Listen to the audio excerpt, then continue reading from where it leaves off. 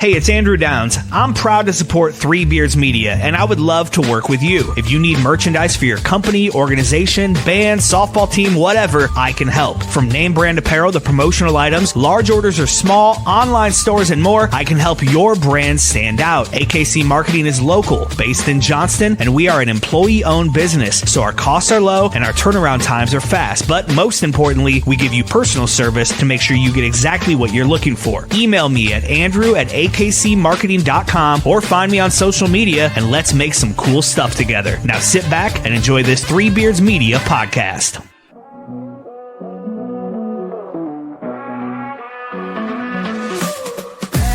Bags hit the road again. 2 mics, 1 train, and a long time plan. From the bright lights flashing down in Old Sin City to a 2-drink minimum in the town so great. Buzz non-stop on the interstate. Truck stop, coffee keeping us awake. Midwest roads, yeah, we know them well. From Des Moines to Chi, got stories to tell. Late nights, bright lights, open mic fights. Killing on stage, then it's back to the flight. From the cornfields to the Vegas Strip. Ain't no stage where we don't fit. Billy and Willie's workshop, welcome inside. Where the jokes are sharp and the laughs collide. From the neon glow to the small town dive. Comedy's the road that keeps us alive. Hello, What's up? Wilfredo. Had to do a little magic there to try to get me back on here. Yeah, you Yeah. know, we had some technical difficulties technical that had nothing to do Mhm. with your age. Yeah, shut up. Let's make that clear. No, well, let me out tell you of the what. gate. It's a miracle. Anytime you see me on here, it's a I know, miracle because we've- I have we've- no idea how I even get on here. We've covered that, Yeah. but this particular instance This wasn't me. had zero to do with you. Yeah, How's that feel for you? feels good. Feels good. Have you been following these games tonight? Because it's driving me nuts. I'm watching the Fever. Yeah, I mean, it doesn't. I'm just looking on that on my phone, but the All-Star game, kind of wild. You know what I don't like? This new thing where they got to talk to Where they everybody. talk to They're people all the time. I know. They got at the bottom of the inning. They got Scoble talking to Raleigh, the pitcher and catcher for the American League. Yeah. And you know this guy's a good pitcher and everything, but he gets lit up. The first 3 batters get a base hit on him. And I'm thinking this guy don't need this shit. You know what I'm saying? Yeah. But the cool thing was then they went the next inning and they had Clayton Kershaw and he only had to throw 2 outs and he got him out. And so he was kind of they talked to everybody, but still it's just still like no. The it's worst too is theatrical. I don't care for it. also. What do you think that's like for the audio guy? I don't even You know. know? I mean, yeah. Because the guy's got a fucking mic on, so the Yeah. audio guy who has to listen to everything Yeah. is just listening fucking. Yeah. Oh, okay. Yeah, exactly. Yeah. when they fucking around like I just listening No to kidding, like man. No that whole shit. fucking Yeah. time. The best part of the All-Star game so far is they had Ludacris open the show. Nice. So, and it's kind of funny because it's Atlanta, so it's a lot of rappers and Yeah. shit. Did they have And Outkast? I'm okay and I dig it, but I mean, Did they have there's Outkast? what I think he might have been there. I don't even know. Big- I mean, no, there not was he. 7,000 Outkast, rappers. 2 guys. Yeah, Big there were Boy and Andre 7,000 Benjamin. rappers, and you're just wondering 7,000 for rappers. you're just wondering though, like that old white dude that's been watching baseball, since the 40s. Ah, God damn it! Exactly. What in the hell's this shit? Ty Cobb would have beat the hell out of every one of these That's right. fucking That guys guy out would have here. slid the cleats high right in that Ludacris That's right. face. That Ludacris would have had Ty Cobb spikes in his fucking lips. I'll tell you Is that. his first name Ludacris or is his last name Ludacris? Or the goddamn high socks. You goddamn right. He would have. Yeah. He would have pierced his ears with his spikes. All that jewelry hanging there. Here's the thing. I mean, I'm an old man, but you know what? Everything has got to evolve. So this is where it's at now. Yes, you're right. And you know what? Either get on board or get the fuck out. I like it. Some of the shit I don't know how they even do it. Like the shortstop for Cincinnati, that Ella De La Cruz, who's just faster and shit, had to have on at least 10 pounds worth of jewelry. Yeah. You're thinking, how much faster could this guy get if he even I took the shit don't up? like some of the way the game's played now. What don't you like about him? Strategically. Okay. Like, Yeah. they go to a starter only goes about 5 Oh yeah, innings. yeah. And the guy's find- a fucking Cy Young winner, and he pitched 5 innings a game. Clayton Kershaw was either last year or the year before. He had 2 games. He got into the 7th or 8th inning with no hitter, and his pitch count was not. It was like in the 80s or 90s. Took him out both times. And somewhere Bob Gibson is fucking flipping over in his grave, because those guys back then, you know what I mean? They just threw until the goddamn game was over. Or Nolan Ryan threw a no-hitter in his 40s. Yeah, where he pitched against somebody. Yeah, and threw 253 pitches. Yeah, exactly. Yeah, and still had enough time to punch the fuck out of that guy on the mound. On 3 days rest, he pitched again and won. Who's the guy that rushed the mound and he just fucking peppered? Robin Ventura. That's right. Just lit him up. I'll never forget it because I don't remember if it was Keith Olbermann or I think the guy's name was Charlie Steiner. Was that guy's name? Charlie Steiner was the guy for ESPN. Yeah. It was one of those 2 guys. But when that happened, because back then, that was when you turned ESPN on Sports Center at 6 o'clock in the morning when you got up, and it just played over and over again all day long. Exactly. Yeah. When I knew everything that was going on in sports. Yeah. It was all based on highlights in Sports Center. Now, 10. Yeah. No shit anymore, because that's not happening. You turn ESPN and they got what do you call it? The thing where they throw the cornhole shit. Yeah. Going on. So yeah. So then, anyway, I remember them showing that highlight, and either Olbermann or Steiner was like, let this be a lesson to you kids. Don't charge them out on a guy who raises cattle. Yeah, exactly. Yeah. No shit. Yeah. 40 years old, still throwing 100 miles an hour. Runs a cattle ranch in the off season. You probably don't want to come at him. So, anywho. But if you would have told me when I was 15 years old, or even 20 years old, that I'd be watching the WNBA, and not seriously, the Major League All-Star, the All-Star game, no fucking way, I'd believe. Hey, I think Caitlin Clark. I think this weekend, I think she's going to be in the 3-point contest. So, I mean, I think her injuries kind of screwed her up because she's having trouble making the threes. But I think, I don't know what the story is there. I think maybe she's not having the right kind of push off her leg. Yeah, exactly. Well, she hurt a quad, so I mean that's going to mess you up. People don't understand how precise that is. Oh yeah, I mean, it starts from your feet on up. Well, but you're also talking when you shoot a basketball. I mean, you've only got about a half inch of margin of error, exactly. Exactly. You're hitting the rim, or you're hitting, when you're shooting, the whole mechanics. I mean, you're starting from your feet up, you go all the way up. I mean, and everything's got to be in sync, or you're not going to make it. And so anything can just screw up that half of an inch. Exactly. When you're not healthy. Yeah. But I don't know. She's getting up and getting rebounds, and she's still. Your sister's still unbelievable. Yeah. Yeah, she's still dishing. I don't know. Okay. I get annoyed with. I think some of her turnovers, I would say she'd probably have about half as many turnovers. They just catch the fucking ball? Well, no, not necessarily that. Yeah. I think if you combined the amount of times people aren't ready for passes or or just not catching them. Can't handle it, yeah. If you combine those with the amount of fouls they don't call. I know it's a thug league. Hammered. It's the NBA in the 90s. It's unbelievable. Yeah. Like when she's getting guarded full court, she gets fouled all the way up the court. Yeah. It's the Pistons and the Bulls. 1989, 1990. Well, I mean, not even so much that as much as like they just reach constantly and they get away with they let them nails and shit. They could probably take your eye out if you don't watch it. You can't. There's no freedom of movement. No. Well, like they were saying, with the problem with the game, this game now, where it's at now, the referees got to catch up. They got to. They got to start spending some money, get some better. Well, refs. but what's their deal? Yeah. Are they just that bad?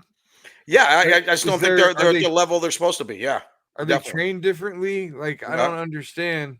I just don't think they're catching the shit that they should catch. You know, the way that they call games doesn't make sense to me. Who knows? Do they have to call them that way because it's women? Do they feel like because they're not? I think those referees came up with them, so they're not at the quality they should be. Yeah, the only officiating I've ever seen that's worse is anytime you watch the Little League World Series, because they always make it a point. They give them a fucking foot, man. They always say this during it. They always say, these are volunteers. That's right.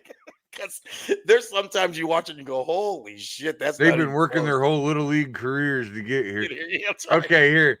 They're volunteering now, but if you think they didn't get $50 a game back at the home Little League, exactly. Exactly.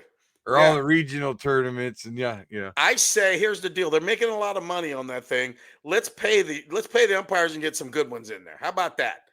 Robots. Let's get the fucking robots in the Little League. I know. They're using the robots in the All-Star game. An All-Star game. Shit, I should have turned it on. What they're doing? Here's what they're doing. You can object the call, and you only get like 2 a game. So they're trying to make it. But in the first inning, the pitcher Scoble threw a pitch, and the catcher Raleigh said, "Oh, that's good." And Scoble hit, and that's what the catcher does. They do hit the top of the hat. And it was a strike, and it struck the guy out. Why didn't they know? The umpire just called it a ball, but it hit the bottom of the strike zone. Oh, so it's just there for a challenge. It's not there for the exactly. So the umpire's still calling balls and strikes. Yeah, exactly. Oh, yeah. They've been doing this for years in minor league baseball at the iCubs, and it takes less than 10 seconds. You know what's amazing though? Like this, and it's done. The things I'm learning, though, is I didn't realize. Like, I watched a game the other day, and the guy got kicked out of the game, a batter, and I didn't understand why, because he didn't look like he was saying anything. But he did this. He hit the top of his helmet. So basically, the umpire knew that he was like kind of like saying, we wish we had a robo umpire that'd be, So the umpire saw and said, "Get the." So all they did was add balls and strikes to the list of challenges. Yeah, I mean, that's what they're doing. Okay, I thought they were going to exclusively have bots call balls and strikes. Nope, there's still the home plate umpire. He still calls everything. If they don't like the call, they do the motion. It seriously, it takes more time to run the graphic on the big board than it does to actually review it. I want them gone. Period. Yeah. Well, you got to have an umpire back there. You got to have one back there for plays at the plate. For plays but he should just stand there, and something in his ear should say ball, strike, ball. So he doesn't have to fucking do. He can just go like this. True too. Yeah. Just let him say ball, strike. Goddamn Morse code beeping in his ear. Yeah, exactly. That's all. Yeah. If you want to make the game like that, I do. I mean, here's my thing. I get pissed off every time I see a strike zone.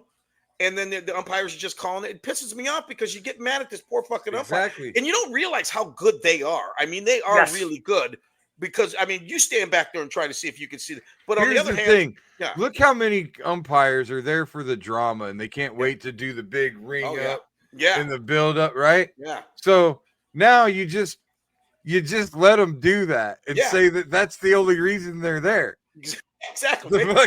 Exactly. The robots and shit make all the calls instead, is what you're saying. Hire some they just fucking in their ear go, okay, he's out, and then the umpire goes, what? Oh, exactly. Yeah. Get like Jack Black back there or somebody that could really be fun to watch. Enrico Palazzo, fucking moonwalking and dustbuster in the home plate. There you go. There you go. Do you remember how bad though Angel Hernandez was every once in a while? Do you remember that umpire? I think Caitlin just got a tee. Oh, really? I just saw him holding her back from the ref. She went after the ref or something. I just got the graphic up. Let's see, they're up a little bit. Let's see. I always check her box to see how she's doing. 5 points for you. She really hasn't done much. Oh, you got 6 rebounds. She keeps it up. Maybe she get a triple double. Yeah. Yeah. I don't know how she's not. Don't even get me started on Angel Hernandez. Yeah. Man, he was horrible in his day. I mean, horrible compared to how good these guys can be. How strong? Yeah, like how strong is the umpires union that he could keep a job? Yeah, I think it's really strong. I mean, I don't know. Were they really about that? But do you think that he was good at one point and got worse with age? I don't know. No, I mean, I've heard stories about him from the very start. But the union's strong. It's kind of like it's like the Republicans in Congress. You know, you're not going to get no shit past them. They're so highly like scrutinized, though, and like it's hard to get to the major leagues. Oh God, yeah, it's probably hard. It's probably hard. Well, think about it. To get to the major leagues, there's 18 guys on the field. There's only like 3 or 4 umpires on the field. So, you know, and a lot of them work. You know, they work as a group and they move around. Yeah. And it's a tough gig. I mean, you've umpired before. I'm sure you've done little league games. There's not 18. There's not 18 guys on the field at the same time. Well, I mean, there's 9 on the field. And motherfucker, you know what I'm talking about. But that's who's playing. Did you ever umpire as a kid? Yeah, like do your little league. Go back and do your little league games and shit. I did as a kid. I would umpire like the bases and stuff sometimes. So, but now, I mean, you would not do any kind of officiating now because that is your arch enemy of life. Yes. Yes, exactly. And you hate football. I would guess you hate football referees more than a baseball umpire or a basketball official. Football referees and basketball referees, I pretty much have an equal hatred for. Okay. Yeah. All right. More than I hate umpires in baseball.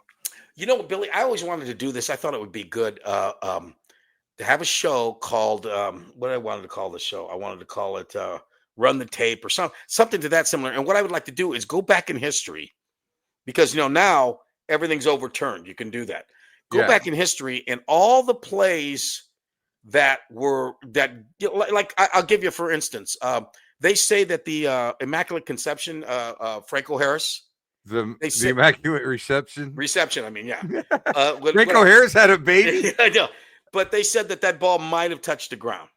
Yeah, the tip of it. Do you remember the Don Dickinger, St. Louis Cardinals, Kansas City Royals World Series? He called the guy, I believe, safe at first, and he was really out.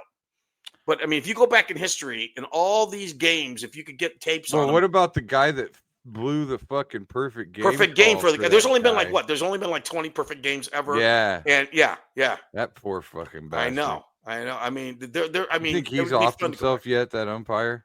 Well, I'm sure he's gone. I've never heard him again. Well, he's retired. Yeah. I wonder if you think somebody he just fucking went and put it. You know, that happened to my daughter one time when she's playing a game. It was against Ballard. And she had a perfect game. She made an umpire fucking kill himself? Oh, no, pretty close. What happened was playing against Ballard, she had a perfect game. The last batter up bunted. And Dowling was up like 6 or 7. Oh, you mother. She bunted. No, here's the deal. So Claudia picks up the ball and throws her out by a good foot. Yeah. And the umpire called her safe. Oh, no. And so when the guy was walking off the field, I kind of looked at him. I said, dude, what the? So anyway, 2 nights later, Claudia's got some friends over the house. They're having a pizza party. We order a pizza. The guy brings it to the door. Claudia comes to the door because she wants the umpire was it was the umpire guy. He was a pizza. Yeah, exactly. Oh my goodness. And my daughter looked at me and went, "Dad." Oh yeah, I still tipped him, but wow, yeah, exactly. No, you know what? I'm the kind of guy. Let's say you are calling a game, a pro game, or a little girl's. I don't care, and they got something monumental that's going to happen. I'm going to give them the call, regardless. You know what I mean? I'm not going to be the person to take it away from them. Like, it's a 3-2 count. Guys got to listen, man. My integrity is the most important thing about this job. 3-2, you're behind the plate. I'm a fucking robot, man. The rules are the rules. 3-2, you're behind the plate. Guy's got a perfect game, and he's maybe an inch outside. It's a ball. Oh, Jesus. Ball's a ball. Listen. I'm not here to make friends. I'm here to call the letter of the law behind the plate. So Iowa has got a chance to win a national title. They're on the 1 foot line. Guy goes up. You can see he's short this much. What are we doing? I'm losing my mind. Okay. But I'm not the fucking... I'm not. So you're just a fair. You're just a fair you mean guy. if I were the umpire and it was Iowa? If you're the referee. Oh, that's a touchdown. There you go. Oh yeah. Fucking. I didn't know you were. I didn't know you were fair play. Blind. Yeah. No. Oh fuck. That's touchdown. Yeah. That's why I couldn't be a even ref. If he's a foot short. Even if he fumbles. If he was fucking what's his name, Kevin Dyson or whoever that was in the at the end of the Rams Tennessee Titans Super Bowl. Oh yeah, the one he stretched out. Yeah, touchdown. Yeah, touchdown, Hawkeyes. And run to the locker room as fast as you can. Yeah, and I'd be like, can't overturn it. Already blew the whistle. Kevin Dyson, good pull. There you go. Yeah. Yeah, that would have been me right there. Or I would have called some kind of penalty because they could have overturned the touchdown call. That's like when a guy misses a last shot in a basketball game, foul, give him the line. I would have said that. Misses his first free throw, lane violation. Yes, exactly. Yeah. We'll get this. Yeah, he yelled something while he's getting ready to shoot. He yelled something. Can't do that. Hey, you got your what do you call it tomorrow, don't you? Your movie role. Oh, shooting. Well, the pilot, shooting the scene for the pilot. Yeah, I got to go Thursday. I've been going over. Have you memorized it, or are you one of those where you're gonna have to feed you lines and shit? No, I'll work on memorizing the lines the rest of the night after we're done. Yeah, I only got one scene, but that's all it is. It's one scene. It's 2 pages, like 5 or 6 lines. It's not a big deal. Yeah, but I'm old. I just gotta talk like Paul. I got him. So you got your what do you call it? Your Tiger King shirt, and then you got your wig.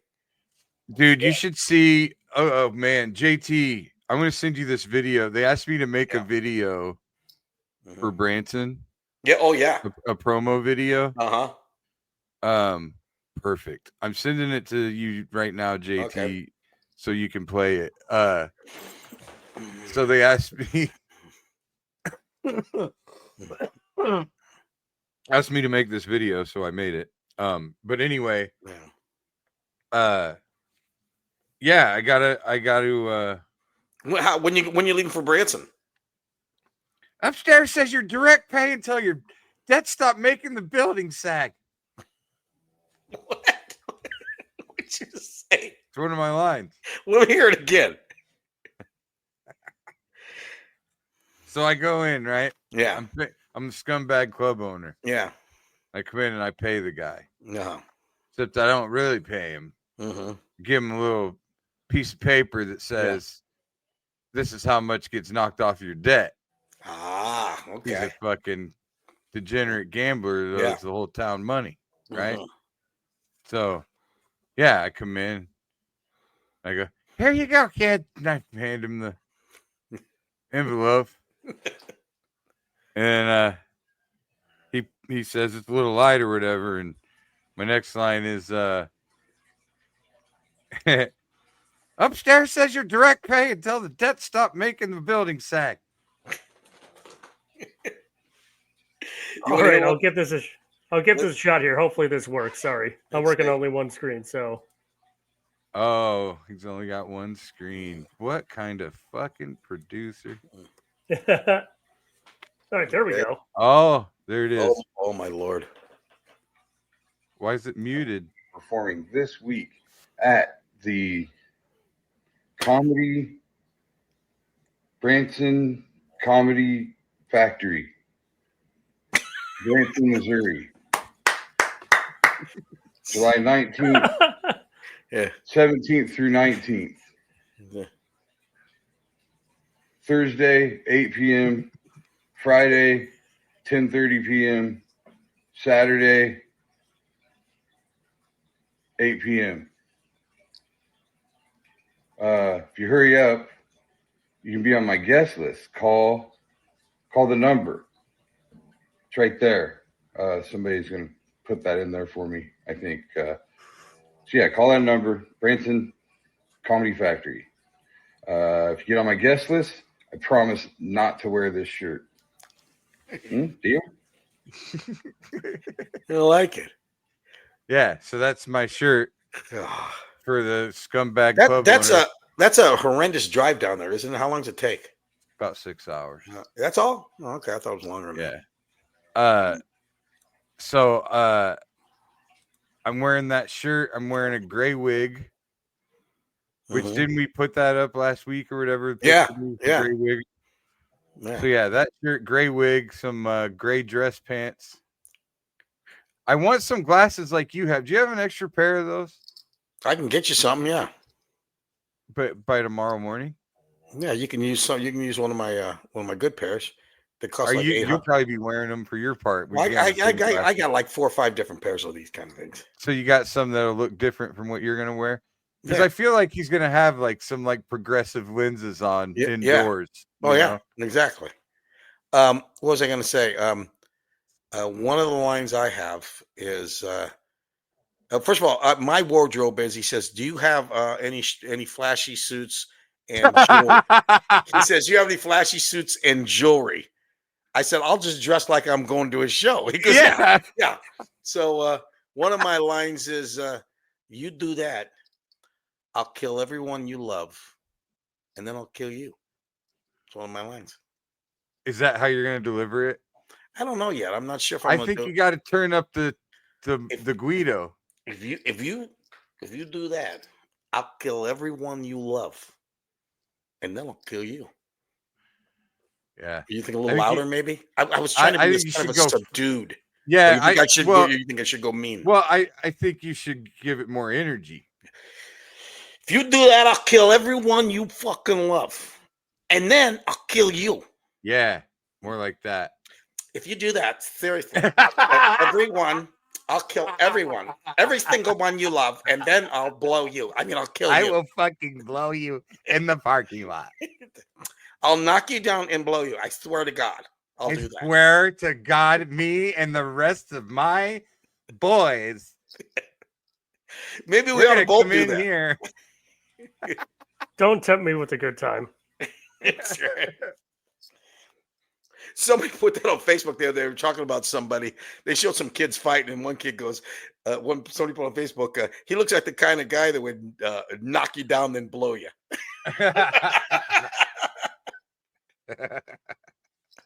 Yeah, the old Brokeback Mountain starts out as a wrestling match.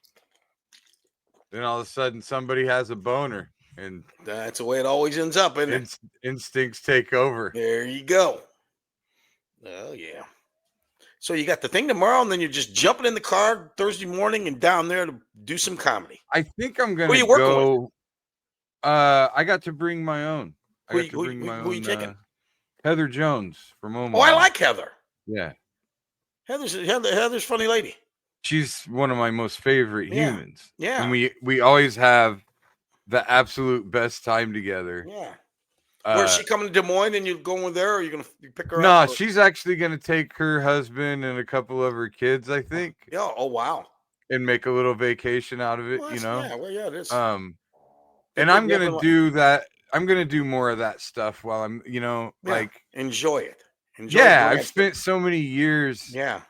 Just hold up in your whole room, sit in your hotel room, just doing blow. Yeah, I mean, come on now, get out. Well, I never did blow. No, you I smoked smoked a lot weed of the whole time. I know that. I've been in your room a couple times. But yeah, so I'm gonna go ride a bunch of fucking roller coasters. That's cool. Yeah, I'm trying to get everything I can, every hookup the club can get me. Mm-hmm. Yeah. Where is the club? Is it in like is it just a standalone club, or is it in a hotel, or? It's in the Branson Columns, I think it's called. Okay, yeah. You know who's Branson there the week Columns before? Because I saw somewhere Josh Novi did it. I think he did it last week. Did he headline it? Yeah. Did he? Are you sure? Yeah. Oh, I didn't know that. I didn't see him. I thought. What was the? So here's one of the things about it. that I'm looking forward to seeing how this works, because you know they always do little different. Everybody always does these little different things because the club's not that. It's a young club. Yeah. Everybody always does these things to try to get people in, you know.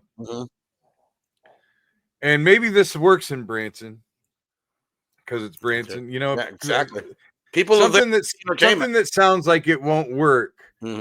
Sometimes will work in a special place. Yeah, the Branson is a place where people go to be entertained. I mean, so they're out there. They're going to want to go to. So the Friday show is at 10:30.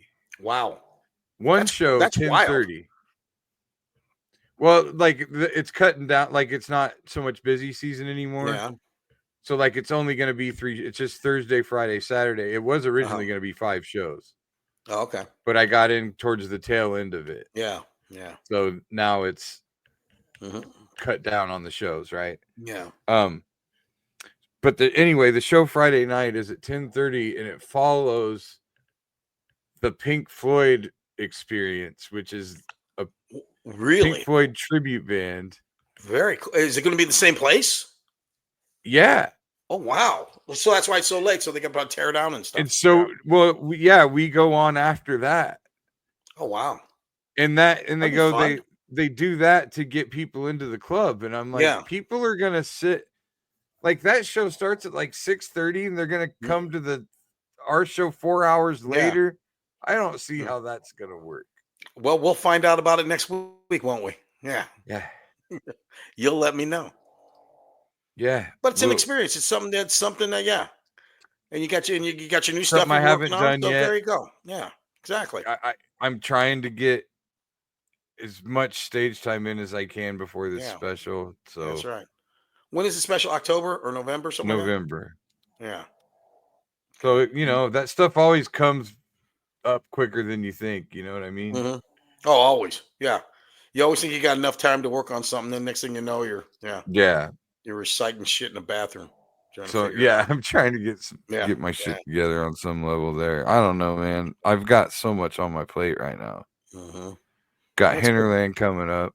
Yeah. So I've got that whole business. When is Hinterland? I'm fucking multiple stream of income guy at this point. I got like fucking 8 different ways I'm trying to make money now. So that's good though. That will keep you sharp. Yeah, and experienced and diversified and all the stuff. Hey, I've been both things. I've been busier in hell and always said, "Oh God, I got too much." And on the other hand, I've been sometimes where I'm like now, sometimes where I got nothing going on, and I got a show here, show there, which is great. I can do that, but I don't like it. I feel dull sometimes. You know what I mean? Yeah. Well, like the more you end up doing nothing, the harder it is to do something. Yeah. Well, I did the show Saturday night at the Riverside at the casino there, which was a great show and everything. But I wish I would have. I wish I would have had more licks. More repetitions. You know what I mean? Yeah. Go leading up to it, but it went okay. Right on. Yeah. Well, just concentrate on memorizing your lines. Do you have a system? No, I do not. You know what? The one thing I am doing is it's only one scene. So what I'm doing is I'm putting together, just how it plays out. I'm in the room. He comes in. I basically say, "Hey, I'm sorry. I'm sorry we let ourselves in a little hot outside." Yeah. And I said, "You know me?" He goes, "Yeah." And I said, "Well, I know you too." And he said, and then basically I say, "Now let's get down to the meat and potatoes of why I'm here, okay?" And then I say, I don't know what kind of gambling it is because I never read the script, but Poker player. Okay. And he said, "Yeah, you used to be pretty good, but you don't look so good now." And then here's a tournament, and I'm saying, you're going to be in this tournament because Betty Wong wants you owe her some money, but you can't win the tournament. So, see, I picture it being kind of, just your kind of cliche mobster attitude, right. you know? Yeah. Yeah, you're gonna have to do it, Yeah, because basically I don't need to fucking raise my voice. You know who I am, but you know what the fuck is going on here. Okay, Yeah. I ain't shot a man since 1985. Now that I know you, now you know me. Here we go. Bada bing, bada boom. Yeah. And then I told him you can. I said you can't win this tournament because I don't know. Maybe I can. No, you don't. I digress. You don't seem to know what I'm talking about here. Yeah. You can't win the tournament. Because, well, you want me to play? No, I didn't say that. I said you're going to play the tournament, but you ain't going to win the tournament. Because no, because if you do, I will kill everybody you love, and then I will kill you. There you go. And I will make you fucking watch me rape your wife. Why does it gotta go always so dark, Billy? Why?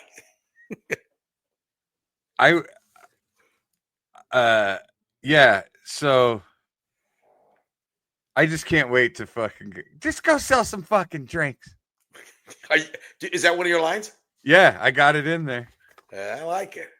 How is Thor pretty good at letting you improv if it's a good line, or does he like to stick right to the script? No. So I've never worked with Thor. Have you ever done anything that you've had to have multiple scenes that shot on different days? Yeah. Okay, so what I do in that situation is I just memorize that scene's lines the night before or whatever. Right. Yeah. Because exactly, it's really only like a 5-minute. You're shooting it fucking for 2 hours. But exactly. Like but yeah. Scene, so. Where are you shooting yours at? Funny Bone, the green room. Oh, really? Oh, that's nice. Yeah. And so, like, I've done different things. There's been things where he just, most of the time what he does is he wants me to do what's on the page. Yeah. And then we play around. Yeah. A little bit. And when we play around a little bit, sometimes that makes it, sometimes that doesn't. Yeah. What time are you doing it tomorrow? Maybe I'll come. I'll just bring it. I'll bring you the glasses and I can watch it. Yeah, you could probably do that. What time are you doing it? I think 10:30. Oh, in the morning. Okay, cool. Yeah. Well, I gotta meet with them. I gotta meet with an accountant, but I don't know what time that is. I'll let you know. Since when you got a fucking accountant gonna tell you what to do with your fucking money? With this here and that there, you gotta hide this over here. You gotta take this here. You gotta put it over there. This game is. I'm just on my phone, but it's 69. Caitlin hasn't done. Okay, she got 7 rebounds. She hasn't scored again. Shit. She's not even on the floor right now. Oh wow. I think she's gotten a little bit beat up in this game. Yeah. I saw her get a little gingerly. Well, I mean, they got the 2 scores now. I mean, that's Howard and Mitchell. Boston usually scores more, but yeah, her and my girl Sophie. Sophie's got 11.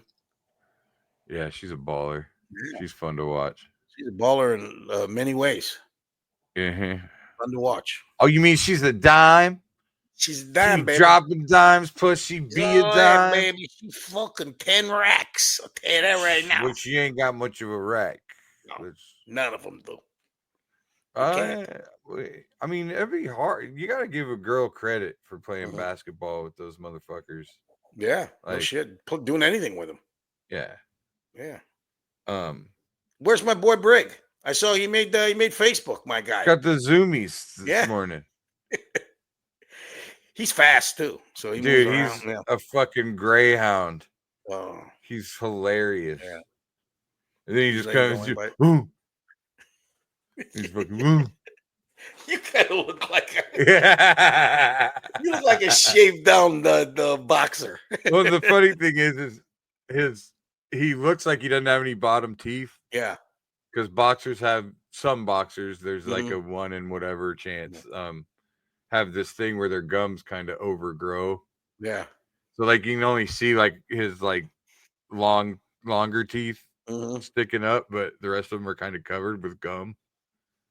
So he looks like he didn't have any fucking bottom teeth, and he comes out just all gum smooth. Yeah, I got my little dog here. I got Coco, a little Pekingese. She looks like Betty Davis. She's got Betty Davis eyes. Briggs upstairs with the door closed, so he doesn't make any racket during my professional podcast. I know, because this can't have a bunch of crazy stuff going on in the background. We'll never get a Marconi if Marconi. I ate there. The around. Isn't that the Marconi Cheese Factory? What's that called? Marconi Grill. Marconi's Grill. Yeah, been there. They got good tiramisu. You know, I don't know if I've had tiramisu. Look at JT with the fucking studio chat. We're almost at 45 minutes. Oh, did he tell us that? Yeah.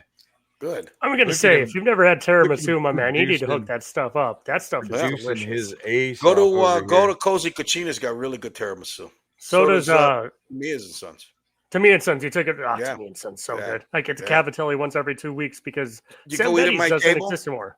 You ever eat at my table, Tamia's and Sons? I got my own table. I have to eat at work, so I take it to go. So that staff is so nice, though. Like they're the best. They've been around. They are. You should check JT. I'm not 100% on this, so you should check. But Maggie's might still do Cavatelli. Is that the Rumble Room? I don't know. No, because what happened is I work right up the street from Sam Betty's every year for 10 years. Every Friday. So you went. And there's no Cavatelli. You've been to Maggie's, probably. Maggie's is a great spot. Yeah, what sucks is Sam Betty's sold out to a local owner who's pretty well established for not being well liked in this town, and they actually gave him the original recipe. Exactly. And he just went cheap with it. So, no, I seriously, I'm not exaggerating. For a decade straight, every Friday, I had the Cavatelli, and it was amazing. Sam Betty's, Sam grew up. It wasn't Betty back then. He was married to someone. His name was Sam Caligiuri. He grew up in my. He was in my neighborhood. I used to run around with his kids. I went to high school at the Caligiuri, but which one? Again, oh God, would have been Sarah. Oh, I can't remember. This is 2000. Oh yeah, fucking so and so from. Hey, Tony. Tony. Well, no, that's a great spot. Paulie Strom was probably the owner when you were eating the cat. Yeah, Paul did a lot for the local little leagues. He did a lot for the bowling league I was in. Where did you go to school at? Are you from Des Moines? Went to right down the street. Went to Sacred Heart. Then I went to Dowling. So you're Sacred Heart kid. Okay, my little great niece is at Sacred Heart right now. Were you that? That was a long time ago. Frank Vito wasn't the principal. Were you there? Was he? No, it was Lester House. Jake Claus was the gym teacher. Mr. Holtz was our math teacher who also does photography. You see him at the iCup from time to time. Best teacher I've ever had. It's amazing how you guys can remember. Billy knows all his. I mean, he talks about his teachers growing up and everything. Yeah. I mean, I can tell you like 3 or 4 as I go. I mean, I remember the dean of the school that looked out after me was Caitlin Clark's grandfather. He was my guy. But other than that, I can't remember shit. What year did you graduate, Dowling? 2001. 2000. Okay. I want to say Caitlin Clark's aunt was in my class. Last name of Nizzy. Yeah, they're Nizzies. Yeah, her mom was Ann Nizzy. Her uncle was Bob Nizzy. They graduated Libby. In the 80s. Yeah, so that was Libby, one of the younger ones. Yeah. Okay, Libby was not bad in high school. Well, I saw Caitlin Clark's third cousin pass out at 31 Flavors last night. There you go. What the fuck does that mean? I was just making fun of this fucking last 5 minutes of just the most circle jerk of West Des Moines Catholicism. The most fucking I'm sorry, Billy. Be our guest. Tell us about your 4th grade teacher that took you home after we're not trying to have I could tell you a story about some teacher I had some weird sexual fantasy about or something. Well, that's something the listeners might actually enjoy hearing. I think they would like to hear about but I really don't. I just really don't think that if we're trying to get people to stay on and keep watching us, they give a fuck about Dowling's staff. You heard the word Dowling. You heard the word Dowling, and now all of a sudden it sucks. Okay, I hear you. I got you. For that matter. Okay, I'm gonna get all butthurt about it. We'll get out of the Dowling thing. I think everybody would really like to hear about the teacher he had the fantasy about. What was his name? I was just talking about Mr. It's funny. I found out a friend of mine fucked one of our teachers like right after he graduated. Yeah. Like what age difference was it? Said she grabbed his ass at graduation in the fucking line. The commencement line. So was she like one of them teachers that was only like 5-6 years older anyway? Nah, she had to have been in her 40s. Oh, okay. Close to 50, probably. Damn. All right. Nothing wrong with that. He told me they were in the fucking line, when we were graduating, and he was in her line, and she grabbed his ass and told him to look her up or call her or some shit. Well, as everybody wants to know, was she all right looking? Was she good looking enough to get a thought about it? At that age, I would have definitely done it. Okay, that's true. When you're 18, you don't. The hormone levels. I mean, off the charts. Yeah, it wouldn't have been something that I looked at as like a victory, like she was hot, but it was a victory that she was 40. You're just trying to, you're just trying to get some playing time at that point. I'm having sex with a full-grown woman. Yeah, that's right. You're not trying to break any records. You're just trying to get in the game. That's all you're trying to do at that point. Yeah. A victory is a victory. I remember there was a chick in her 30s when I was 18. Yeah. You know, it's like, Billy, it's like when you get in high school, all you want to get some ABs. You want to get some at-bats. Doesn't matter. Could be a JV game. Could be last inning of a blowout. I just want an AB. That's all. 100%. Yeah, exactly. Just get me some swings. That's right. Give me some swings. That's it. That's right. There you go. As long as I don't have to swing to get her to do it. Mm-hmm. Yeah. Exactly. As long as I don't have to like knock her out cold first.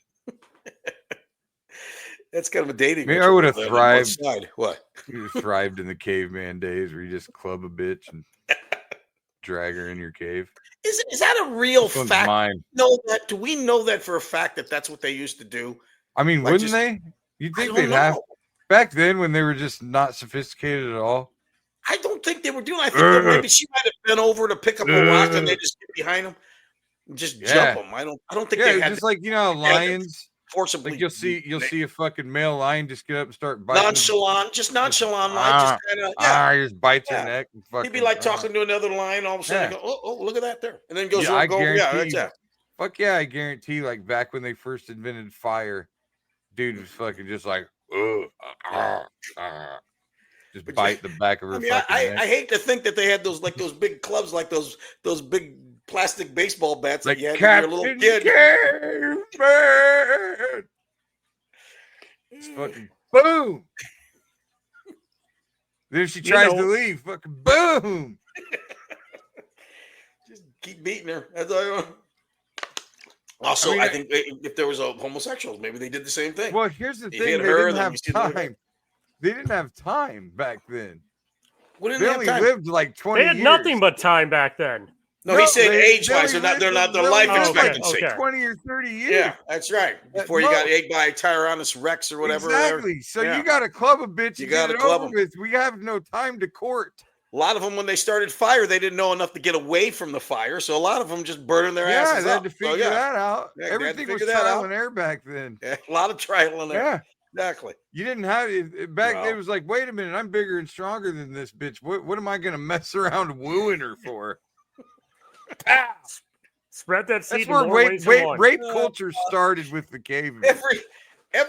Every sexual encounter with Bill, it seems to turns into an episode of Oz. You know what I mean? It's just forcible rape. That's all. That's not. Do we need to get Olivia Benson on the next episode? Like, what I'm saying is, we might need an attorney while we're talking. Like, you know how dogs have such that short life, right? So 10 minutes is like 2 days to them, right? Yeah, that's what if we leave the house for 10 minutes and we come back, it's like we've been gone for 2 days. Oh yeah, right? Yeah, doesn't matter. So if our lifespan was only 30 years, that would be like 10 minutes to us. Would be like. Let me ask you a question. Like 10 hours. Yeah, Neanderthals. Do you think when they were having sex, it was just a primal urge? Do you think they knew that they were? Do you think they knew they were procreating? Do you know what do you think they thought when, like, all of a sudden he's nailing this broad, and all of a sudden, Grog getting fat or whatever, and then all of a sudden a baby. When do you think they figured out that this is what this is doing to us? Well, yeah, they had to have put 2 and 2 together at some point. Yeah, eventually. But it was obviously instinctual. Yeah. Well, like in any animal, you watch it, like you said, you watch it. I've seen a tortoise sneak up on another tortoise. Took a little time, but he got there, Like the first time that they had sex. Mm-hmm. Like the first time the first two people had sex. Adam and Eve? Something? No. Sure. Okay. We'll call them that. What's behind that leaf there you got there? What do you got going on? Well, here's the thing. So they had to go through puberty, right? Yeah. So what was puberty like for the first two? Were they just fucking dry humping rocks? Yeah, exactly. And whatever else. And then eventually they just like come together and they're like, well, here, let's try putting it in here. Yeah, because you think about it, you get to a certain age and you're not sexually, I mean, that's not a primal urge until you get to a certain age, so you get to puberty. So before that, they're just like getting along, and all of a sudden one day the guy's he gets after her and she's like, what the But even before puberty, it feels good to touch. Doesn't have to be pure, but I mean you have to be like an 8 or 9 or so. How old were you when you raped your wrestling dummies? I don't know, 12. Oh, okay. And they weren't mine, they were my brothers. I wouldn't rape my own. I would only rape somebody else's. Which one did you go to first? Ultimate Warrior looked the most girly. That's what I was gonna guess. I was gonna say you gotta go to Warrior. Yeah, definitely. Macho Man had a beard, so it was a little bit more iffy. That's why you turned him around, Yeah, that's why I made my brother take the bearded guy. I was a bully. Okay. All right, we should probably take a break and come back with whatever. I was going to say, this is a perfect segue to talk to our sponsors. I'm sure they're going to love this shit. So, they always do. You know what helps break the ice when you nail a chick? Alcohol. There you go. Worked out perfect. Making great tasting bourbon requires the perfect combination of ingredients, conditions, and time. The longer it rests, the better it tastes. Revelton Distillery's new single barrel bourbon is made from 80% corn, sourced 100% from Iowa farmers. And unlike mass-produced bourbons, each barrel of Revelton's single barrel bourbon is unique, proofed on when it tastes best. As they like to say, it'll be ready when it's ready. And to ensure the highest standards of quality and flavor, owners Rob and Christy Taylor oversee the production and bottling. Every single barrel. Iowa-born, Iowa-aged, Iowa-bottled. Try the new single barrel bourbon from Iowa's own Revelton Distillery. ReveltonDistillery.com.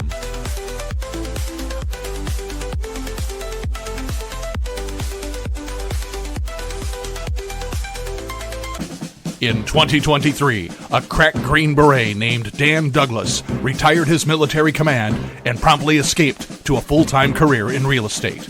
Today, this man is wanted by home buyers and sellers who want to survive the process without spending a fortune.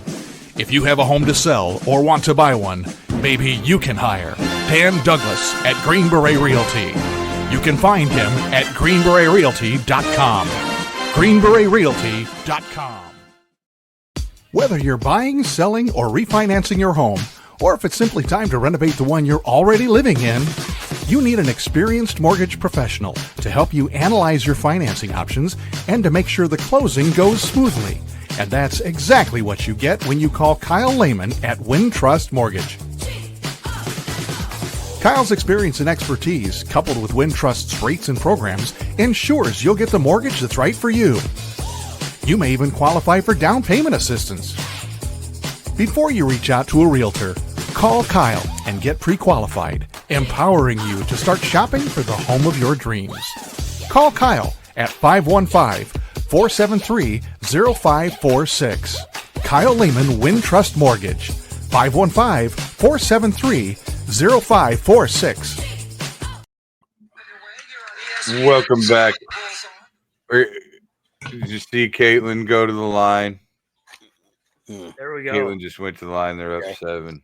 Yeah, I just put it on my phone. Yeah.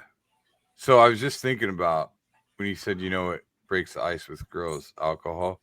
Mm-hmm. It's a good icebreaker, but if you're like trying to take a chick home that's drunk and you're not drunk, it's not a good experience. Like, no, not a at drunk all. chick when you're sober is the most annoying fucking thing. We've all had that when we were younger. That one girl that was having a good time, was drinking the wine, and then just pukes all over everything. Oh God! Especially the wine drunk, the worst. Then that wine breath. drunks are the worst. Yeah. I dated a chick for a while who, for everyone's. No, she got hot. She got drunk on Michelob Ultra. Okay. But she was a little tiny. She looked like Chloe Kim in like 20 years if Chloe Kim were still kind of hot. Yeah. So there's one time she used to always pick fights with people, which luckily with guys, like if a girl's out of line is with the guy, you just go like, hey, take care of it. It's like, fine. Yeah. And obviously, like, I'm not a fighter. Mm-hmm. So, but there's one time, like, I bought her flowers. She's worked at a taco shop, bought her flowers, didn't hear all day. So I called the shop. I'm like, did they get the flowers? And Sam's like, dude, this is awesome. You're so sweet, so nice of you. Go back to her place, and we're about ready to do it. And she just starts vomiting all over me. I'm like, yep, this ain't happening. Oh, so, I mean, yeah. But yeah. But if we want to talk about drunk girls, that can you didn't try to like rash it. Like, okay, well, she's probably going to sober up. Maybe a quick shower. We just get back to it. No, once she was drunk and that, she just went to sleep basically. So even done at that point. Back in those days, I'm just joking. Nothing worse than like a girl. Nothing worse than a person with like really bad wine breath. That breath is just like, oh God, I can't. Yeah. And you know what? Back in the day, every drunk girl was one drink away from either making out with her friend or being a lesbian. Yep, there you go. So that's that note, you're just trying to trying to get to that point. Yeah. So do we want to? I got one here from Reddit that kind of leads into it. Sure. All right. My 33-year-old fiance went home for dinner with friends, but ended up having drinks. The male coworker advice on how to bring this up without being accusational as possible. Talks about blah, blah, blah. Like they went out to drink, then they, as a work group, and then they decided to go back after that. They've been friends for a while. He wasn't really jealous. But he's also remembering the times that she would get drunk and start talking about him unprovoked. So should he be concerned that his girlfriend or his fiance is going over to another guy's house and just hanging out when they're drunk? What say you? Yes. The answer is yes. Yeah. That's where I'm at. Yeah, exactly. That never ends well. No.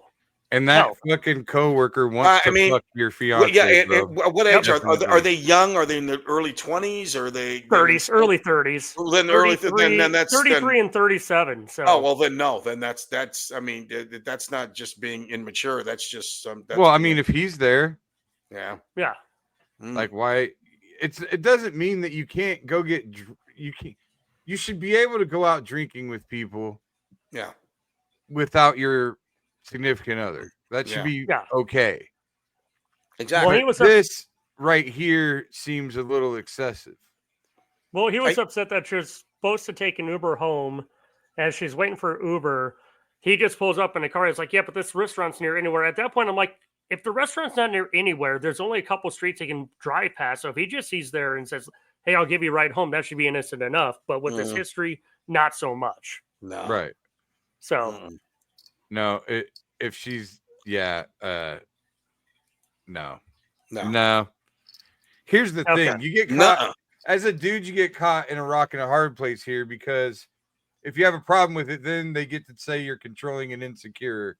Billy, were you ever considered a jealous person? Have you ever had a girl call you a jealous person? No, I was smart enough to keep shit like that. JT, how about you? You ever Probably. have a girl call you jealous? See, I've never had that problem. Even if I was jealous, not to say that I never was, but I always made it a point to just never get to that situation where I could be called that. So, but the thing, go back to the taco chick. Like she would intentionally make me jealous about things. Like I get random texts from random numbers asking if I have a girlfriend. I'm like, okay. She was a train wreck, but she was hot and we gave it a shot. So there's you always let the hot ones get away with a lot more. She's also intense. Like I'm a fast talker. She was a faster talker than I am. So like talking to her was a challenge, which like someone that's like someone, the intellectual level challenged you a little bit, and she was a challenge, but are you a married guy now? Sounds like you guys were on. No, hell no. Okay. So 42, unmarried without any kids, so I'm like a Christmas miracle. So maybe someday. I've been blowing up on Facebook dating, so that's kind of nice. So I didn't get married for the second time until I was 39, and I had my daughter at 39. So you're still in the ballpark. You can still make it. There you go. I did Facebook dating for about 2 weeks, and yeah, that shit's fucking. I often think about that. Well, at my age, I'm 69, so I mean, at this point, I just die alone. I mean, you can't. I mean, there's no. Well, here you wonder about it. Put it this way, Willie. When I say slim pickings, I don't mean that in the physical sense. Briggs is sad because Willie never comes. Oh, Chris, you killed him. Briggs probably is sad that I don't come see him. Sorry, I missed that earlier. He asked about me, Billy. He told me. Yeah, he asks about you all the time. You know what? Chris just wants his fucking computer. He asked what he did wrong. No, he's like, what? You know what? He goes, I'm was starting it me? next And I was week. like, I'm gonna start hanging out with you, Billy, next week. You and Briggs. We're gonna do that next week. What is the date? There you go. Mark it down, dude. My next month is just fucking insane. I'm like one of those busy, productive people for the next month. Well, that's good. How much I like that. Good for you. Doesn't suit me. So JT, no girlfriend or nothing? Just a single guy out there? Single guy. Most recently, there's a place I go to called the Winchester. Really nice bar here in West Des Moines. And the thing about the bar is the seats at the end, towards the end of the building, would have been the west side of the building. That's right where the air conditioning comes in. So when the air conditioning is on, it's just full bore on your back, and it's cold as shit. So there was a girl sitting there on her phone, just mind her own business. And then I'm a seat open up down the way. So I'm like, not trying to be rude. Like, I'm not your freaking, you're not freaking me out or anything, but I'm just going to move down here because this is cold as shit and I hate it. She's like, that's cool. Yeah. Ends up moving down, sits next to me, start shooting the shit for like an hour and a half. End up dating for a little bit, but single mom, other things, like completely ghosted me. Mutual friend hooked us back up again. Then she felt like, I felt so sorry. I didn't mean to do that. Then once again, it's like, you know what? It's fine. So, but talking to a couple girls on the Facebook dating, one I talk to, hear text from every day. Like, that's one thing. Like, it was weird in the last relationship. Like, I was the one that didn't need more communication, which is odd. Like, I understand you got kids, but me sending a text message shouldn't be offensive. Nah, dude. Hey, how's your dude? She just wanted to keep you over here just in case. She just wasn't that. She's just not that into you, bro. That's all. Trying to keep him in the holster. Dude, fuck that. She was into me being into her. I can tell you that much. That's what I mean. That's exactly it. She's into you. No, like her. Physically, like As we get older, we know. Yeah. All I'm saying is, when a girl really wants you, like for real. It's fucking my kids are gonna be asleep in an hour. I'll sneak you in the back door. I'm promising you right now. None of that shit nothing stops anybody that really wants to be with you. I don't give a fuck what's going on. Nothing stops them. And then that would happen. And when that happens, then if you go be with her, then you start thinking, God, she's not a very good mom. Then you start 100%. like her. She's not. Yeah. If she doesn't start neglecting her kids for you, she's not the one, bro. You can't win if you do. You can't win if you don't. So that's where I need to see some neglect. I need to see you put my dick in front of your kids' well-being at least one time, or I'm not in this long term. That's right. It's funny enough you mentioned that because there's one time we're supposed to hang out. They had a company Christmas party. At the end of the company Christmas party, all the employees got a check for their own bill. So that's kind of shitty. So we're hanging out with her coworker, and her coworker is cool as shit. We go on her place. Things happen. I'm not having to do anything. I'm just sitting back letting her do everything, and she's just eating the shit up. So I'm like, this is awesome. This is everything I ever wanted. Up like your dick? Yep. She's just eating up your dick. So here, I'm going to translate what JT just said. Yeah, to the old guy. He's being like fucking radio clean, weird something right now. What JT meant to say was, we go back to her place. and she just starts sucking my dick. No, she just starts riding. Billy, you're almost like the signer. Exactly. No, she just riding, and I. Not so much of that. We started with that, but no, she's just riding, going to town, and I'm like, all right, this is great. Yeah. This is awesome. So at that point, like, we've been going for a minute. I'm like, okay, once I get my cue, I'll do my thing. We'll be done. And she's like, why'd you stop? Let's go again. I'm like, man in his 40s, need to give me a minute. Yeah. So we end up hanging out after that, go again. The next morning, her and her kids were going to Arizona, so they had to leave at the wee hours of the morning. So I'm like, hey, not that I don't want to again, but like, you've got kids tomorrow. Like, you should take care of that. I get home, I get a text at 3:00 in the morning, just like, come back. I'm like, all right. So sure enough, and that day, I was supposed to meet my buddy at the Iowa baseball game at Sec Taylor Stadium. I refuse to call it the other place. And I get there, and I'm like 2 hours of sleep. He's like, dude, what happened? I'm like, I was like, all right. But no, it was fun while it lasted. But yeah, you get a girl that leaves her kid in a car seat in the garage while she gives you a quick one. That's always a good sign. That's how you know she loves you. That's all I'm saying. That's how you know she's the one. Yeah.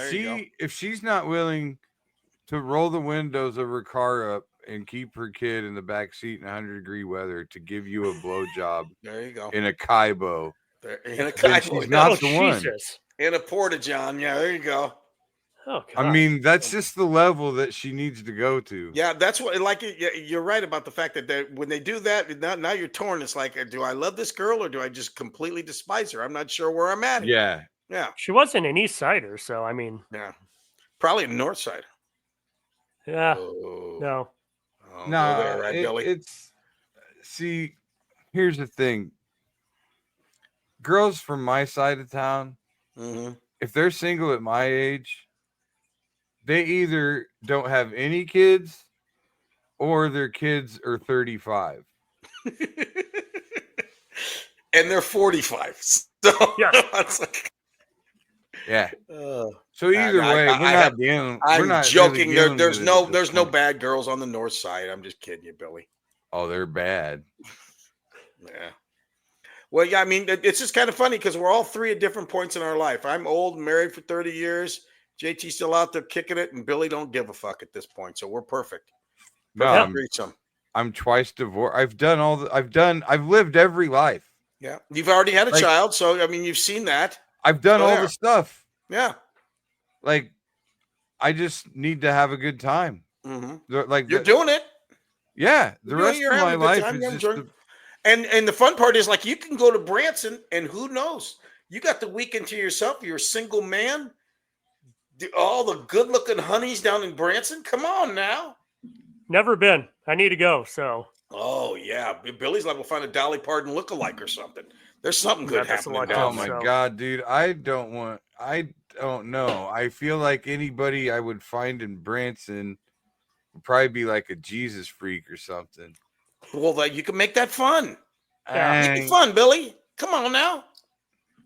I ain't never put it in my mouth before.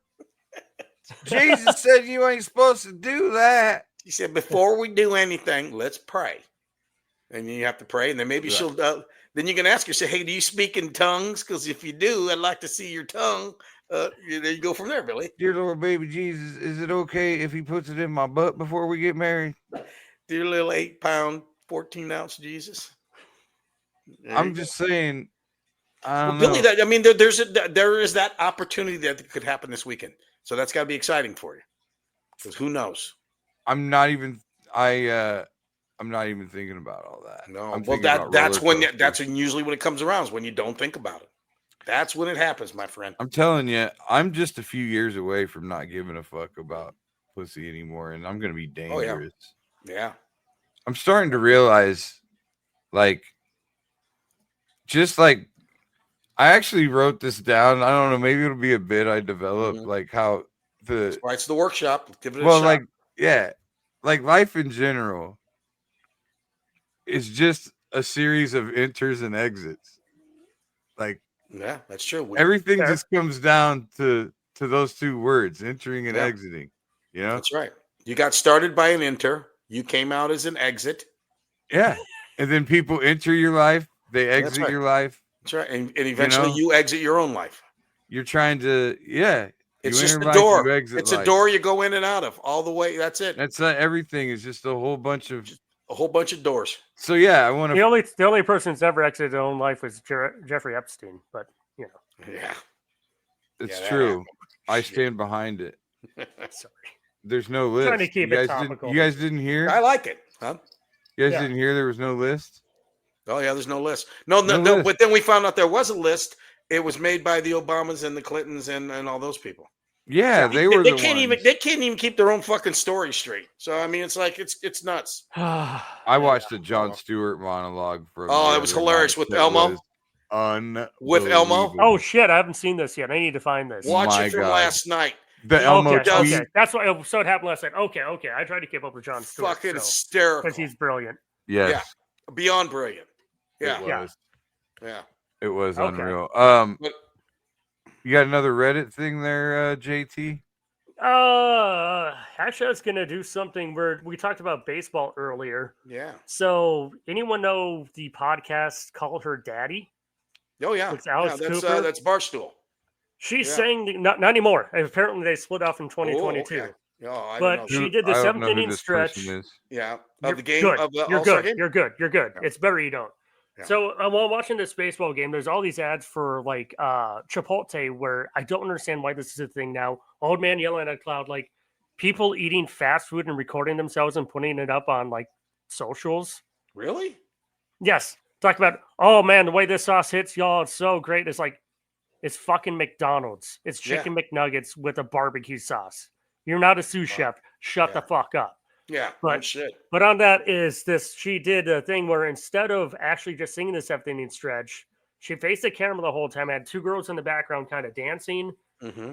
The Cubs are beating the Cardinals 7-1. Yeah. And are booing. So I can't play the actual clip because it's ESPN, but I'll first show you the. Hold on a second here. Got to figure this out without screwing up too bad. So we will do the. Here's the photo of her. She's a little hottie, isn't she? She's not bad at all. Yeah. So that is. She makes a ton of money too. Yes, she did. Does. I mean, didn't she actually leave Portnoy because he didn't offer enough money? And I think he offered her like, I want to say like $500,000, and she said no. Okay. So that's what she's doing, and here is the. Nope, I can't play that one. That's illegal. So here's the.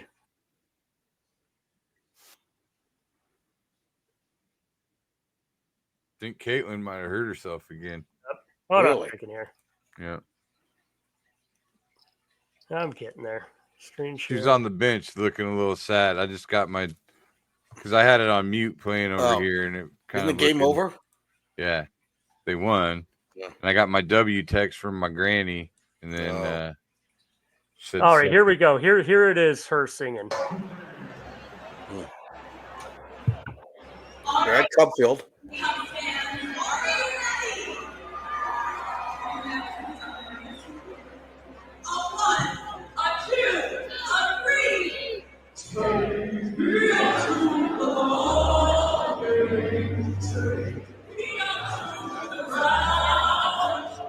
So bad. Tell me the Cubs booed her, please.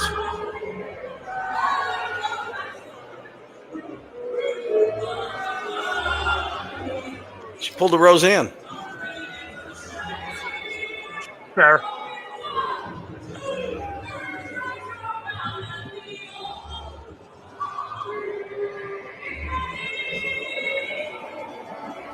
Wow.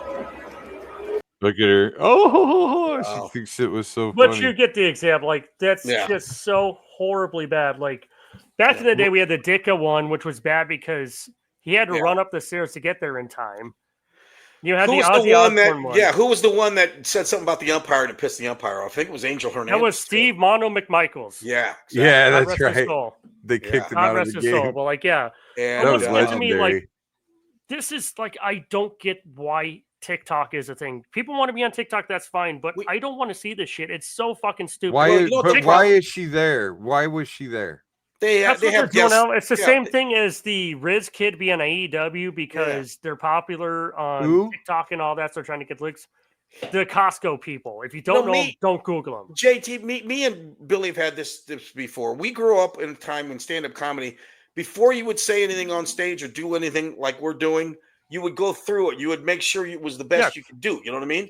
Where now what it's all about is doing as much as you possibly can. Yeah. Throw it all on the wall and see what sticks. So it doesn't matter. Yeah. They don't care if it sucks because they're going to do something in another 8 minutes. You know what I mean? Yeah. So it doesn't matter. Or all the fucking videos of just. Yeah. Doesn't matter. I mean, like they just watch something else and show it to you. They've got comics now that they're doing crowd work, which I don't mind. I do crowd work, but it's not funny crowd work. It's just them talking to somebody you know what I mean? It's like, where's the joke? Where's the laugh even? But you know what? They film everything. This is what's crazy. It's kind of sad. It's kind of sad because even years ago, I used to stand up at Billy Joe's, open mics, just to have a good time, have a couple drinks with my buddies. My bit was Valtrix because you want to be careful because there's an ad campaign about that. But I mean, even then, like I would throw shit and that's what comics would do.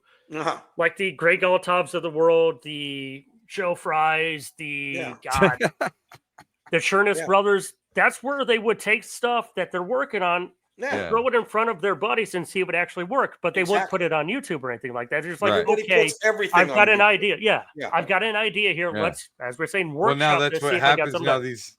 A guy goes to an open mic for the first time and records it and puts it on YouTube. And puts it on. Well, TikTok, it's like this girl. I mean, this girl makes millions. Yeah, this girl makes millions of dollars already. But you would think if you were doing something that was going to be on national television in front of the Chicago Cubs, which she's doing is a big deal. You think you would have something kind of cool planned. You know what I mean? I think run it by your friends. She's not doing it for the Cubs. She's doing it for her audience. It's a self-driven TikTok. Exactly. Yeah, I think it's this young kid like, oh, I got these things, but like, what was it's good? Like it she reminds fooled him into having her do it. Yeah. What does she do? Why was she there? What is her thing? She hosts a podcast about like sexuality and all that called Call Her Daddy. It's like one of the top podcasts in the country. I mean, this girl makes millions of dollars. Yes. Yeah. And she started off working with another girl on Barstool. David Portnoy hired her, and there's these two girls were talking. Is she the one with the big titties that's always got her titties out in the I don't know. I don't No, that's Joy Taylor, and she's unemployed now. No, not Joy Taylor. I'm talking about this like podcast. I know there's a podcast. I don't know what it's called. Okay. Yeah. Oh, probably. First Date, I think is the name. Yeah. No, that's a different one. This one, no, they've been together and it's always been Call Her Daddy. Yeah. From what I can tell.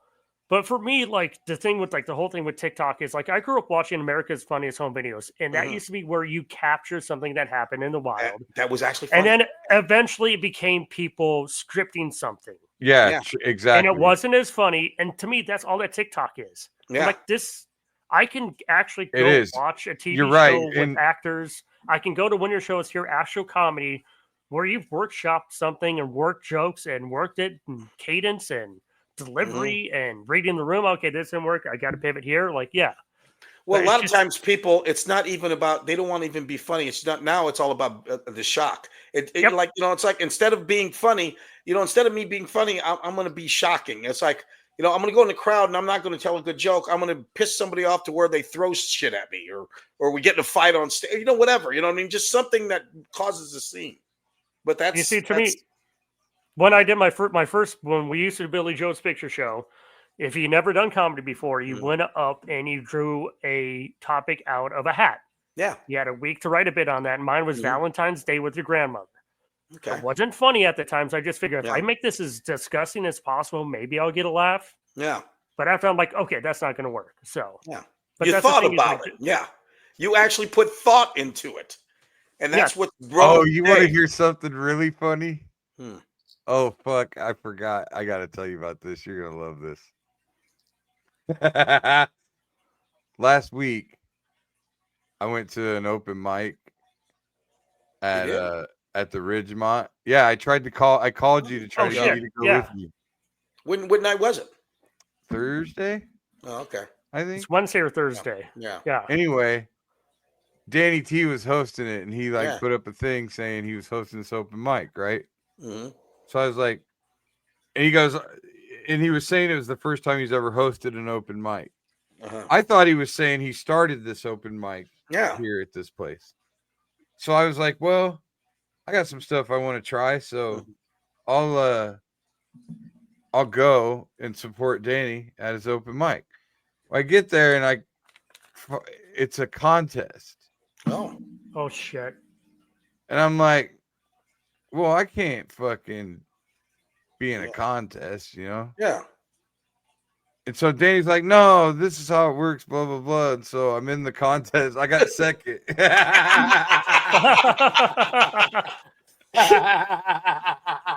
I got second. That's hysterical. Who got first then? That shit? That's hysterical. Yeah. The person who got first, were they actually funny? Nope. Yeah, he's a funny kid. He's not a chump. It's not like that. Okay. He works a little bit. Like it's not. No. Yeah. I was gonna say I used to host open mics with Dan Umtham, who I knew at you and I, like, I'm kind of a shy kid, and I was wearing a radio shirt. He's like, "What you doing?" And I'm like, "None's like, you want to play video games and get drunk?" At that point, I'd never been drunk before. I'm like, "Why not?" Yeah. Ended up being good enough friends. I was in his wedding, and like we were roommates a couple of times, and like he used to do an open mic. I would just do the audio because I actually had a degree in that I don't fucking use anymore. That's a story for another day. But it was just fun. Like there's a couple kids that. There's my buddy Brad. I'll say it now. Like when he first started, he was so awkward. He had the right idea, but he hadn't worked it yet. He was so awkward, but he always had to put him on at a certain point and then get him out like first or last. And now, honestly, Brad's one of my best friends. Like, but it's one of those things. Once again, he started off over here and like worked it into like something that was really well, but. See, now Dan Umtham, there's a guy that does it right. He's got a work ethic. He works hard at it. The writing's good. I remember he was doing stuff like he does all that Marvel comic, all that kind of weird comic book shit. And I remember he did a couple jokes that I didn't even understand the references, but it was written so well. I told him, I said, I don't understand exactly what you're talking about, but he worded it well enough to where I could kind of understand. You know what I mean? It was a well-written joke about something I had no idea what he was talking about, but I still got. That's always been him. Like, and the thing is also Dan always researches the shit out of everything. Yes, he does. Yeah, no, he works hard. What's funny is exactly what they should be. Yeah. This open mic, it's actually kind of cool the way they do it. So the judges decide who the top two are, and then the top two go back up and do like a joke off. Did you have to do that? Oh, nice. Yeah. And you still came in second. I still got second. You should have told us that this was way more impressive a minute ago. I fucking crushed in the final two thing though. Yeah. Like fucking crushed. Yeah. And so the dude that I don't want to say names because I don't want to like I don't want to suppress their names because I don't want or anything like that. I just don't want to. I think you'll probably know who I'm talking about. Is this somebody that opens for you? Huh? Is this somebody that opens for you? No. Well, they have before, yes. Yeah. Okay. But anyway, so his fiance went up earlier, right? Oh, okay. I know who it is. She had this whole. She has a whole. Oh, I know exactly what this is. She has a whole bit about like penises being ugly, not liking penises, all this stuff basically about not liking She's not penises, wrong. Right? Yeah. And just like I got to get prepared to see a penis and yada yada yada, right? And so the last joke that he did, because when we went up at the end, I didn't know this format or anything, so I went up and I was like, well, you go first and I'll just try to go. I figured he'd say something and I'd riff off it, right? Yeah. So that's what I did and fucking crushed. Yeah. And it was great. And his last thing was about something about his fiance. And so I just said, all that would have been great if she didn't just spend 5 minutes up here talking about how much she hates your dick. I like it. And so it wasn't one of those things where I'm like, Oh, I got hosed. I should have fucking. Why these judges don't know shit, you know? Well, as you've learned from comedy from a long time ago, you don't bring any of this home with you. It's day to day. Shit changes. I think it's so hilarious that I got second. Yeah, that's too funny. I think it's fucking hysterical. Yeah. It's like the old Woody Allen joke where the guy was dressed up as a moose, and how was the old joke? And he went to it was a guy killed a moose, and he brought this moose as a thing, and then it was a Halloween costume, and the moose came in second to a guy dressed as a moose. It was like an old joke, but it was yeah. But you're an actual professional stand-up comic, and you came in second. Kind of funny. What is that? What do you got there? What do you got? Is that a muskrat? 25 plus years now. Yes, giant black cat. Being really annoying. Well, and you know me, I don't believe that comedy should be judged. I don't like contests. I hate that shit. No. I never. I went and did Star Search like 35 years ago, and ever since then, I said I ain't doing this shit no more. Well, like they had me. You know, when they have me judge those Clash at the Comics or whatever, I always give everybody the same score. I just don't believe in it. I don't think it should be judged. And so here I find myself in this thing, but it's so funny to me that 25 years, I think maybe I've been in 3 contests, maybe 4, including this one. And I got second in all of them. Every last one of them. First or last. You're silver bill, but you're silver bill. I'm silver medal bill. Silver medal bill. The first 3, because this is what I tell people all the time. In fact, whenever I've headlined those fucking clashes, I would always go up and tell them like not to worry about it. It doesn't mean shit. Because I would tell them I've done 3 contests. I got second in all of them. And 25 years later, I'm the only one out of those not just the person who won the whole fucking contest. Yeah. I'm the only one that still does this. Well, you could have said that after they said you came in second. You could have gone up and said, that's great. I'm headlining a club at Branson this week. What the fuck are you guys doing? But no, you know what I mean, though? Sure. Like, it just, you can't. No, you really can't take that home. You can't qualify that and for nothing. And it's not like the kid that won didn't deserve it. No, exactly. He's a fucking funny kid. No. Like, and I like him. He's a nice. And he's honest about it. He makes fun of himself. And he's a hardworking kid too. Both of them. Yeah, they're both hard workers. Yeah, they do. I don't have a problem with it on that level at all. But anyway, it's just hilarious. You do wonder though. Did he go home going, "I beat Bill Blaine"? Oh well, you know what? I'm sure he's got a little chip that he's a good kid, but I'm sure he's got it there. Thinking, Do I go up to him like next time I see him, be like, "Hey, good job, kid. Just you know, do it all right. Be careful what you fucking say about this." Some shit. So here, I'm passing the mantle to you. You'll never work in this town again. Till next Tuesday. Okay. Yeah. All right. I think we can wrap it up. I think. Yeah. Yep. I'm good with that. So thanks for having me on tonight, I need to start. Billy, call me in the morning, and I'll see if I can come see where you're doing that thing. Give me some glasses. All right, JT. It was a pleasure. He can't see without his glasses. Nice seeing you. He gets goddamn. Really? What, the micro? You can't see without his glasses. That's my favorite fucking. Oh, jeez. Oh, I told him to stay away from those bees. And where's his glasses? He can't see without his glasses. Yeah. All right. That's the appropriate end. Love you all. Right. We love Macaulay Culkin, especially when he's dead. Yes. Just a mic and a dream. Now we ride this circuit, chasing that scene. Every heckle, every cheer, every silent stare. Made us sharper, made us bolder. We ain't going nowhere.